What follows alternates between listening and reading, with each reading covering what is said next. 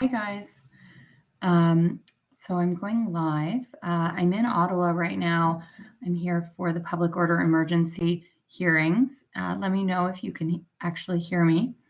I'm going to be doing all the videos for the Freedom Update this week as live videos. That way I don't have to edit them because it's already nearly 10 o'clock. I just got back from the commission from the days of hearings and then grabbing a bite to eat and then coming here to do this. So bear with me. I'm going to be doing these videos live, so they might not be 100% perfect, but it's a little bit more fun for us to do it this way. That way I can see your comments live and everything.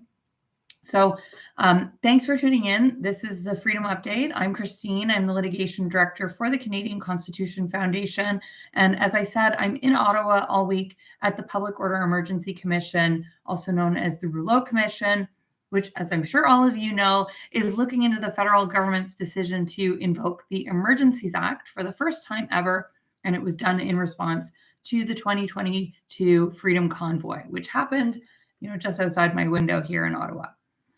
So we are participating in this inquiry as a party, and we are cross-examining witnesses. We cross-examined witnesses today, and you can see some of the videos of those cross-examinations on the channel if you go to my regular videos. This video is going to be a summary of the evidence, the testimony we heard today on November 21st. And today we heard from 4 different witnesses. First, we heard from a 3-person panel of witnesses from CSIS, that's the Canadian Security and Intelligence Service. And then we heard from Minister Bill Blair, the Minister for Emergency Preparedness. Now, before I tell you what we heard today, please remember a couple of things. First, nothing in this video is legal advice. If you have your own legal question or problem, consult your own lawyer. Second, I'm just summarizing the evidence. I'm not giving my opinion of the evidence unless I expressly tell you that. And third, this is just my best recollection of what happened based on my observations and notes. If you want every single detail, you can watch the full hearings on the commission website. Okay, so now let's start with the evidence from the CSIS panel. The CSIS panel included David Vigneault. He's the director of CSIS. It included Michelle Tessier. She's the deputy director of operations for CSIS, and Marie-Hélène Chair. She's the executive director of a group called ITAC. That's the Integrated Terrorism Assessment Center. So the day started out with this panel and with what Commission Counsel called a bit of CSIS 101 about the core mandate of CSIS, which is, of course, to investigate threats to the security of Canada. A lot of time was spent on the definition of national security threat. There's actually a theme, what the definition of a national security threat is. Throughout this inquiry, it has come up a number of times. So these witnesses were asked about this definition as it's defined in the CSIS Act. To paraphrase, the definition includes espionage and sabotage, foreign interference, terrorism and violent extremism, and subversion. The commission and the panel, the CSIS panel, spent a lot of time discussing this definition and the criteria for something called ideologically motivated violent extremism. Ms. Tessier testified that there has been a rise in what she calls anti-authority rhetoric and an increase in threats to public officials and politicians. She was asked by Commission Counsel how CSIS distinguishes from real threats and just social media cranks and grievances. She testified that this is a challenge and that not even violent rhetoric is necessarily a real threat. But she said the existence of violent rhetoric can trigger someone else to commit a violent act. She said to distinguish a real from a not real threat, they use CSIS methodology and tradecraft. The line of questioning was picked up again by the OPP on cross-examination, who brought up the Hendon reports. And in the OPP cross-exam, Tessier agreed that analyzing online threats is more than just like doom scrolling on Twitter. It actually requires an analyst to do a real assessment.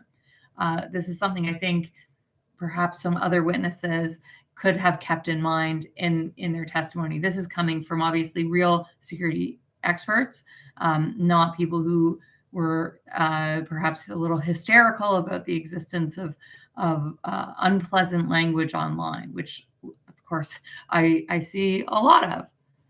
So the panel was also asked by Commission counsel about misinformation and disinformation. Tessier and Vigneault both said that misinformation is unknowingly spreading false information, while disinformation is knowingly spreading false information.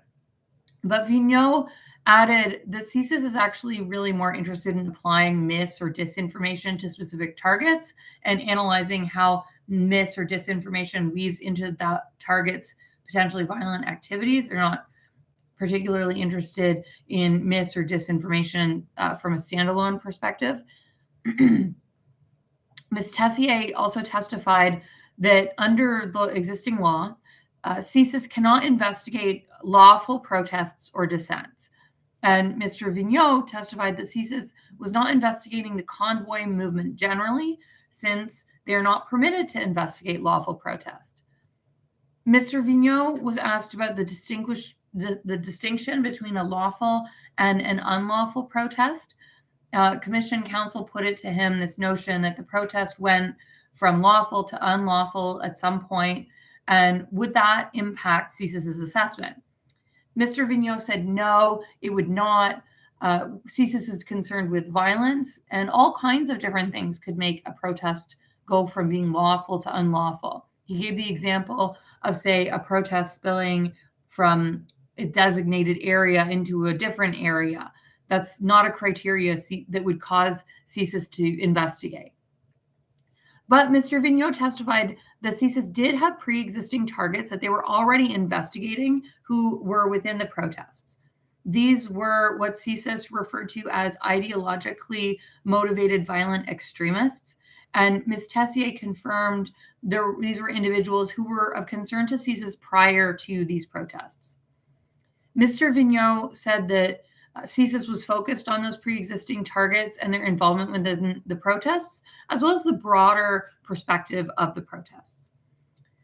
Commission counsel pulled up a memo from January 27th to Minister Mendocino that said there were no material threats, that CSIS found no material threats, and Mr. Vigneault confirmed that there were no tangible risks at that time, or indeed ever, relating from the Ottawa convoy. But he said that it was a fluid situation that they needed to continuously monitor in case the risk changed. Ms. Tessier also testified that CSIS was constantly looking and reassessing their intelligence because of how fluid the situation was, that they didn't just state there was no threat and leave it. They were constantly reassessing. So in my opinion, that's pretty meaningful, that they were constantly looking to see if there was a threat under the CSIS Act and continuously coming up with the answer of no. Commission counsel also brought up a document on, the title was The Significance of Flags Within the Convoy Protests. Mr. Vigneault said that this was a document designed to contextualize different facts and events, specifically flags, and it included, for example, a description of the Canadian flag's use in the protests, as well as what the document called racist and bigoted flags, which the document said, and Vigneault confirmed, were not a part of a broader group initiative. Vigneault said, I think the examples that we all are familiar with from the protests are the examples of the Nazi flag that was seen in Ottawa and the Confederate flag. Now, Vigneault said that this document saying that explained the flags and said that that one part that said that the bigoted or racist flags are not part of the broader group, he said that that document was shared widely across the federal government, that it was received by most ministries and many, many individuals in government. So my opinion, it's interesting to me that despite the government having this CSIS document, that a number of high-ranking ministers continued to publicly describe the convoy generally, the convoy as a whole, with words like racist and bigoted and unacceptable, despite these ministers having received this briefing, despite them knowing from this briefing that these symbols were not a part of the broader convoy. Now, of course, these symbols should be condemned. They are horrible, but it's quite disingenuous for these politicians, and it's not helpful for these political leaders to paint the entire protest when they with one brush, to paint it with one brush, especially when they did know better. So I guess that was the little appetizer of what happened in the CSIS testimony. Let's get to the main course, which is the CSIS recommendation to Cabinet about the use of the Emergencies Act. Commission counsel put up a document that summarized Mr. Vigneault's interview with the commission. That document said a few really important things. Now, there was an earlier interview with Mr. Vigneault. This is the second interview that came later. The first interview was in August. This is a second, more recent interview. That document said a few really important things, some things that are new. First, it said at no point ever was the CSIS definition of national security threat met by the Ottawa protests. It said that, actually, I think by any of the protests was it met. Mr. Vigneault said he felt he had an obligation to clearly convey to Cabinet that CSIS's position was that no national security threat existed. And then it had this bombshell. On February 13th, during a meeting with this small Cabinet committee called the Incident Response Group, the Prime Minister asked Vigneault, the director of CSIS, if Vigneault supported the use of the Emergencies Act. This interview summary says that Vigneault said the Emergencies Act definition of national security is broader than the CSIS definition, and Vigneault said, in his opinion, it was required to invoke the Emergencies Act. Now, my opinion, this is really strange. The Emergencies Act actually says in the text of it that national security means the same thing as it does in the CSIS Act. There is literally nothing in the text of the Emergencies Act to suggest the definition could be broader. To reach this conclusion, you would literally need to read new words into the law that are not there. It's also strange because Mr. Vigneault is not a lawyer. So where did he come up with this very strange and not intuitive interpretation of the law? An interpretation that we learned last week was also shared by the Prime Minister's National Security Advisor, Jody Thomas. It's also pretty strange that this information that CSIS director told the PM he believed that the Emergencies Act should be invoked, he said it was required. Well, why is this all only coming out now as well? We never heard of this before, and this all happened back in February. The CSIS director had an interview in August. It didn't come up then, so why are we finding out now? On cross-examination, we got answers to some of these questions. We learned where Mr. Vigneault first got this understanding of this strange interpretation that the law is something not what it says it is. The Canadian Civil Liberties Association asked Mr. Vigneault directly, where did you get this understanding that the Emergencies Act definition is broader than the CSIS definition? He said he had asked for a legal opinion from the Department of Justice. Now, here's my opinion. This is a really big deal. It means there's a legal opinion out there saying this, and we and the inquiry don't have it. The government has claimed solicitor-client privilege over this opinion. We are calling on the government to waive privilege over this opinion so that the inquiry can actually do its job. The CCLA cross-examination also touched on another one of my questions, which is why are we only learning about this now that the CSIS director had recommended invoking the Emergencies Act? We already knew that he believed the definition of national security threat was not met. That had come up in his August interview. But what about the other side of the coin, which is this belief in a broad definition about the recommendation and the recommendation to use the Emergencies Act? Why don't we know about this? Why are we just finding out now? Well, the CCLA asked that question. And Vigneault said in his early interviews, the ones back in August, no one asked him. And he also said he was unclear whether that information was privileged. When asked why he felt he could disclose that the CSIS definition wasn't met, why he could disclose that, but he couldn't disclose that the Emergencies Act definition was met, and all of this happened together, well, he didn't really have an explanation of why he thought he could disclose one and not the other. Very strange. So CCLA also asked Mr. Vigneault about whether he considers the CSIS definition of national security threat to be too narrow. This is something that had been expressed by the Prime Minister's National Security Advisor, Jody Thomas, last week. Mr. Vigneault didn't use the words too narrow, but he did say it may need modernization and that jurisprudence has made the application of that definition very specific. He then asked if the threshold should be high, and he said yes. Since CSIS has a lot of power, the CSIS Act has a lot of power. Holding an unpopular opinion isn't enough.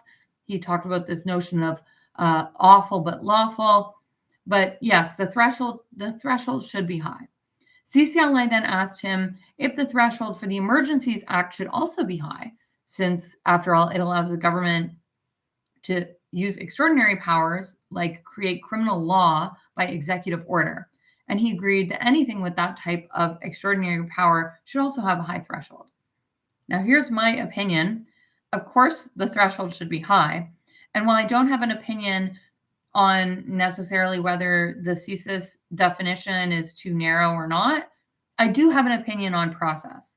If the government believes that a definition in one of their laws is too narrow, the appropriate thing to do is amend the legislation. You go to Parliament and you change the law. You don't just imagine new words into it by unelected bureaucrats like Jody Thomas, which is basically what happened here when these witnesses are saying that the definition of the Emergencies Act is broader. That is just flat out not the text of the law. And if the government wants to change it, they need to go to Parliament. They can't just do it by snapping their fingers.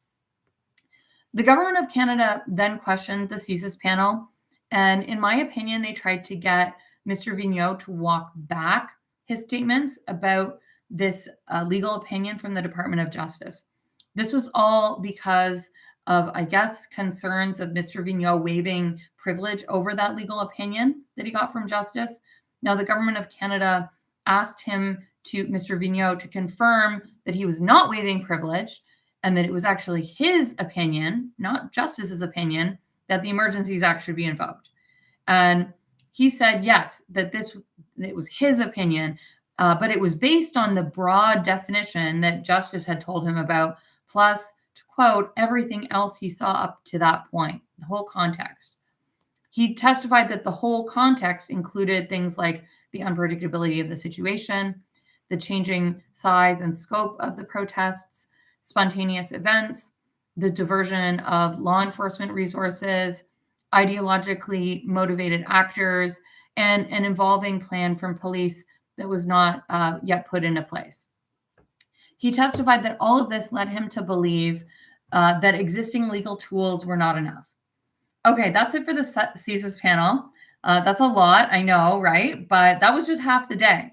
Next up was the Minister of Emergency Preparedness and former Chief of Police, Bill Blair. I'm just going to check to see some comments people are making. Oh, thanks, guys. You guys are really nice. I was looking at my notes, so I didn't even know if anyone was watching, and it makes me really happy to see that you guys are watching. Let me just have a sip of water, and then I'm going to continue. I'll tell you about Bill Blair.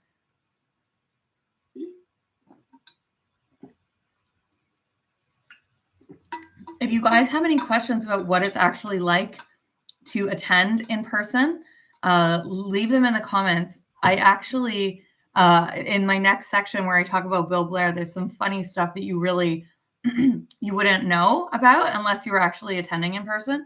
And I'm still wearing my badge. I have a badge to attend because we're a party. Oh, Dear Bear, thank you. I think Sujit's amazing too. He's really good. And I've uploaded a video of his cross-examination of CSIS. And I'm going to upload a video after this of his cross-examination of Bill Blair. Okay, let me get to the evidence of the testimony from Minister Blair. So actually, before Bill Blair started testifying, and I was actually sitting right behind him when he came in, so that was kind of interesting. He's a really big guy. So before he started testifying, Commissioner Rouleau made a brief statement. He noted that it's really exceptional for senior ministers of the government to testify, let alone testify when Parliament is sitting. And he said that the inquiry needs everyone to remain focused on the purpose of why we are here, and that council and the public need to be respectful. Then the minister started testifying. So a little bit of time was spent at the start on his background in policing, as well as his experience with protests in Toronto, like the G20 protests and the Tamil protests. I don't know if you guys remember, Bill Blair got a lot of criticism over what happened with G20. So Minister Blair was asked about the tension that can exist between protests and police. Protesters want to be disruptive. They want to be as disruptive as possible sometimes, and police want to minimize disruption. Minister Blair testified, well, it's true that not all protesters want to, stick in a designated area. There are always people who want to protest peacefully, and that the police must facilitate this. Commission counsel brought up notes from a briefing where Minister Blair had said, to quote, "We need to keep the language down." Minister Blair was asked what he meant by that, and he said he meant everyone has an obligation to keep the peace, and that the government shouldn't make things worse by using inflammatory language. Commission counsel asked if by inflammatory language he meant name calling, and Minister Blair responded he doesn't generally engage in name calling. Now, as I said, I was attending in person, so I was sitting right across the aisle at that point from the members from the protests who are there watching. And I can tell you that comment that he doesn't engage in name calling, it got some murmuring. I heard some murmuring coming from that area in the gallery. Now, I have no idea what they were saying. But what I was thinking was, that a number of senior cabinet ministers, including the Prime Minister, engaged in a bunch of name calling about the protesters. Now, I don't recall if Minister Blair did, but it certainly doesn't seem like his cabinet colleagues followed his recommendation not to use inflammatory language, especially not this name calling thing. Minister Blair was also asked about what's called these tripartite meetings, these meetings between the federal, provincial, and municipal governments, the Ottawa governments. He was convening them, and Minister Blair testified his plan was to convene all three orders of government and have good communication. He said that, they weren't entirely successful, but they were successful in getting officials, if not provincial politicians, to come to the table. Minister Blair testified that the Ontario Solicitor General, or former Solicitor General now, Sylvia Jones, had expressed some concerns about attending. She was afraid, or she had expressed concern about being seen to be directing police, and this comes out of some sensitivities from Ipperwash. Blair testified that he understood her concerns, but he wanted to provide assurances about his intent on convening that table. Commission counsel then put up a readout from the third tripartite meeting where Blair, in this readout, said it had now come to the media's attention that Ontario had missed all three of the three attempts to convene the table. Blair testified that he was a little disappointed that Minister Jones didn't attend, and he'd hoped the table would be convened as he had planned it. But he testified that his goal was to create good communication between the three orders of government, and they had done that. Sorry.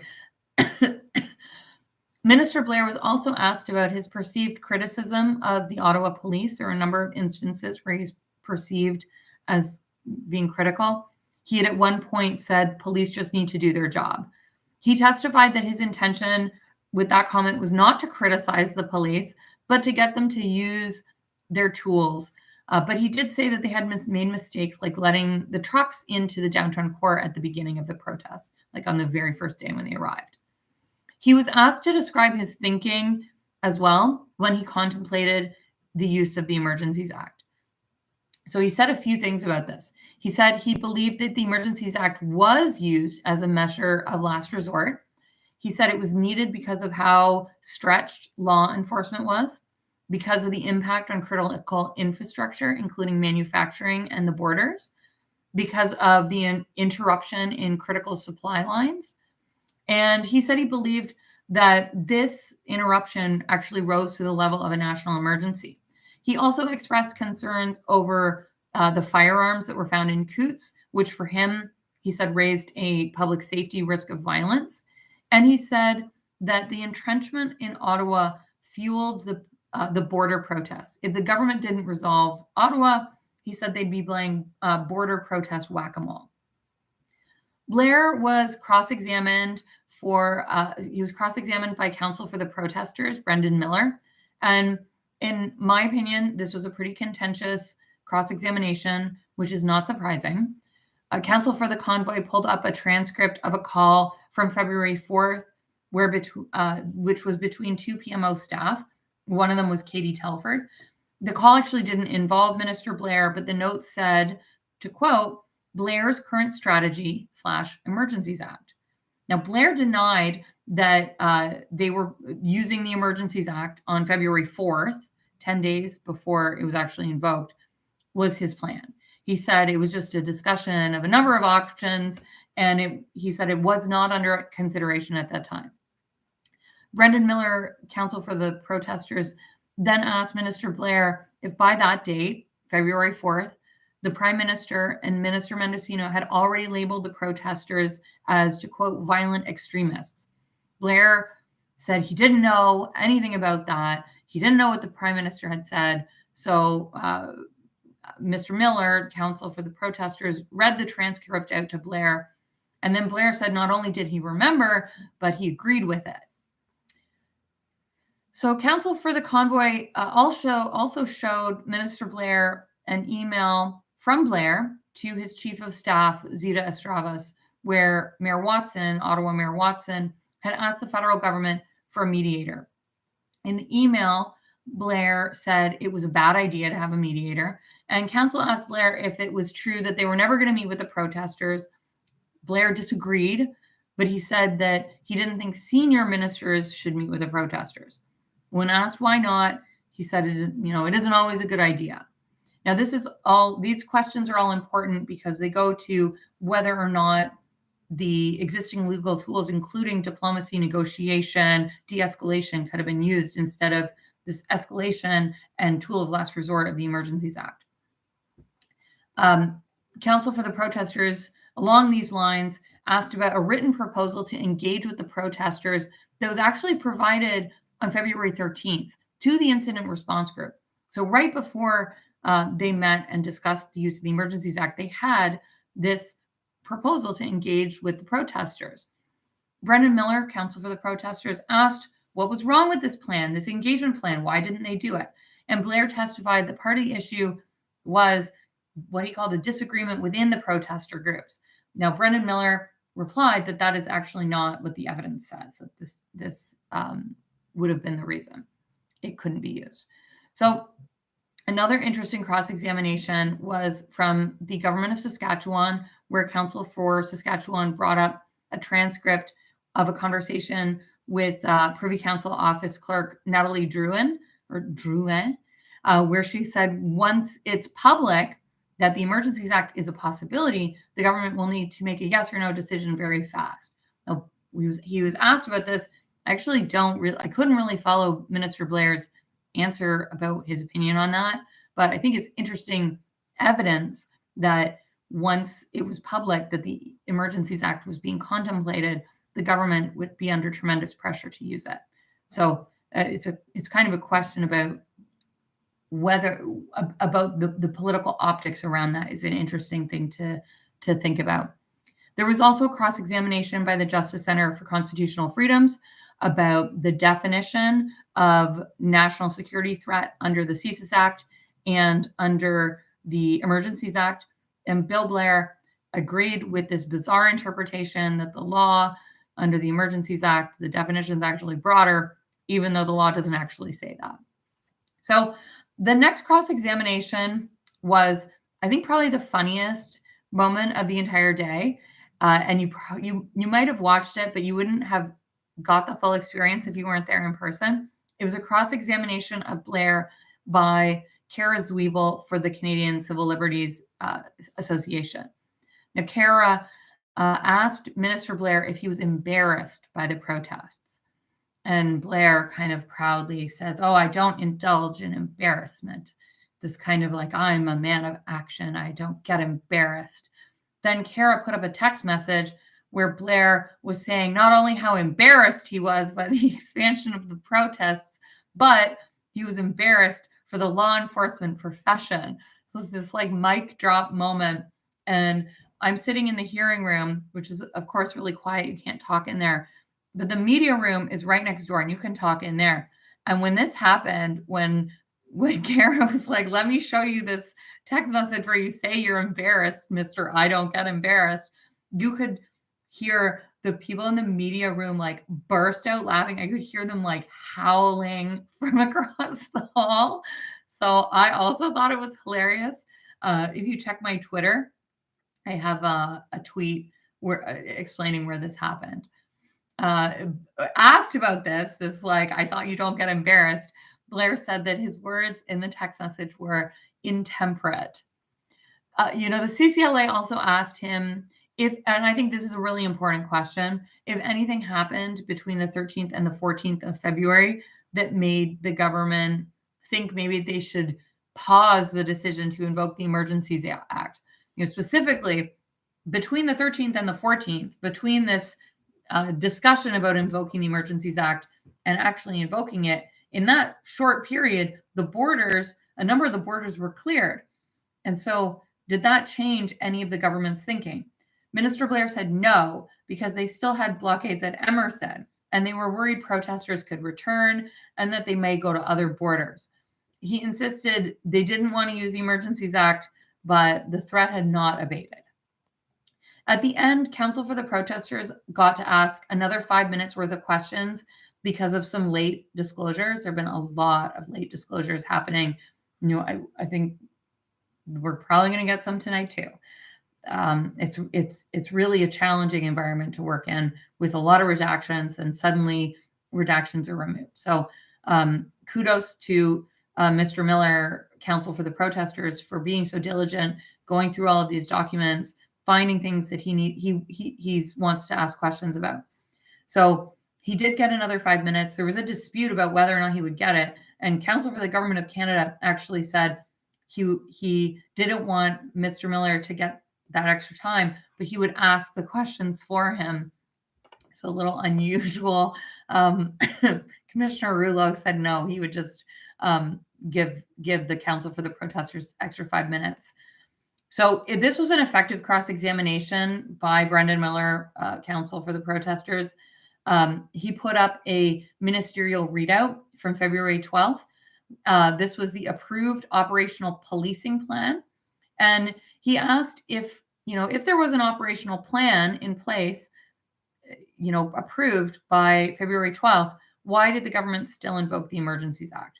This is important because, as I've said many times, if there's a way to resolve something using existing powers, existing legal tools, that needs to happen before the Emergencies Act can be invoked. And in the end, we actually do know that really these protests were stopped using existing and ordinary police powers. So Blair replied to this by saying the use of the Emergencies Act was not contingent on an operational plan, and that he never had the details of that plan, or all the details of that plan, which, by the way, he wouldn't have in any case, because every detail of the operational plan isn't shared at that level. And he said that the decision to invoke the Emergencies Act was based on the threat assessment and circumstances across the entire country. One thing I didn't mention, but there was a line of questioning from counsel for the protesters involving some suggestions related to the identity of the person at the protests who had carried this Nazi flag. Now, counsel for the protesters had suggested the identity of this person to CSIS. They said their name and place of employment. And counsel for the protesters even seemed to suggest that CSIS also knew the identity of this person. Similar suggestions were also made to Blair. I did not find this to be an effective use of time, so I'm not going to spend too much time on it here, but it's something that did happen. You'll probably read about it in the newspaper. If you saw that happen, leave a comment below. Let me know what you think. If you think that that was effective, I advise probably should not leave the name of the individual who they're saying this was.